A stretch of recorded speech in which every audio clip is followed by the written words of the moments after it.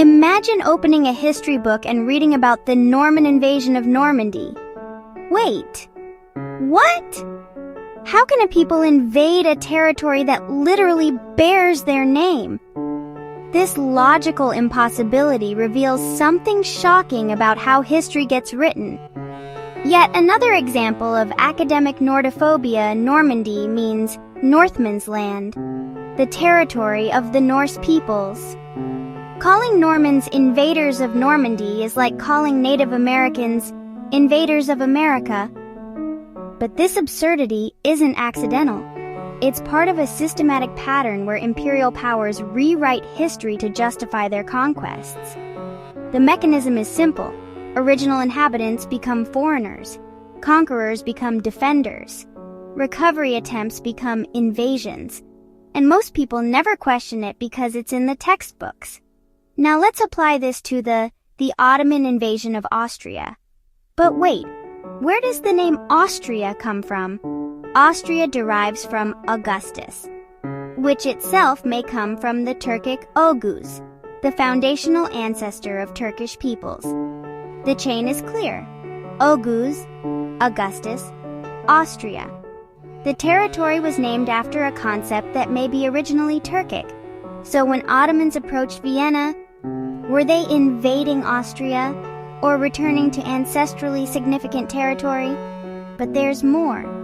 By 1529, the Ottoman Empire was managing a massive humanitarian crisis. 150 years of refugees fleeing systematic persecution across Christian Europe.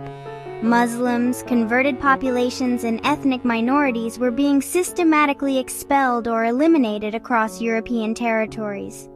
Vienna's geographic position created a crucial bottleneck. Refugees couldn't reach Ottoman protection because Vienna blocked the passage routes. From this perspective, the siege of Vienna looks less like imperial expansion and more like humanitarian intervention to establish refugee corridors. What if we viewed these events from the Ottoman perspective instead of the European one? Indigenous peoples with possible ancestral claims attempting to protect persecuted co-religionists by securing access through territories bearing their cultural nomenclature. The real crime is historiographical, allowing conquerors to write the histories that frame their victims as aggressors. Every time indigenous peoples resist displacement or attempt to reclaim ancestral territories, they're labeled invaders by the very people who displaced them. This pattern continues today. Indigenous peoples worldwide are called terrorists, extremists, or invaders when they resist displacement or attempt to reclaim ancestral lands. Understanding historical narrative manipulation helps us recognize when it's happening in real time. The evidence is embedded in the landscape itself. Names, languages, and cultural practices preserve memories that imperial histories try to erase. Normandy, Austria, countless other examples where the invaders are actually the people whose names are already on the land. This raises fundamental questions about territorial legitimacy. If Austria derives from Oğuz, what does that mean for historical claims to the territory? Are current occupants legitimate inheritors? A people suffering cultural amnesia due to its proximity to Greco-Rome? Or are they occupying territories with unresolved indigenous claims?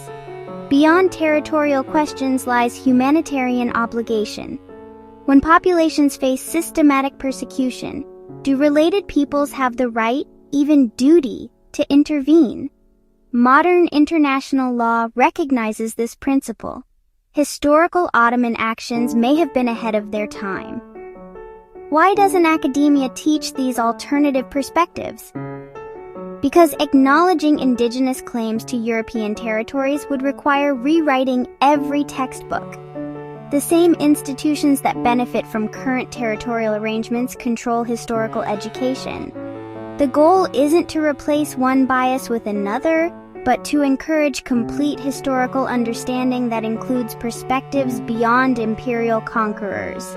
When we only hear the conqueror's version, we're not getting history. We're getting propaganda. Here's a simple test for historical honesty.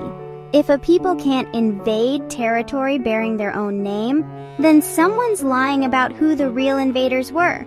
Normans didn't invade Normandy. The name itself proves they belonged there. This isn't just about Normans or Ottomans. It's about recognizing when historical narratives serve power rather than truth. Every invasion narrative deserves scrutiny. Every defender claim needs verification. Every history book should ask, whose perspective is this serving? Sometimes the biggest invasions are the lies that conquer our understanding of the past. The historical lie: how imperial powers made indigenous peoples into invaders.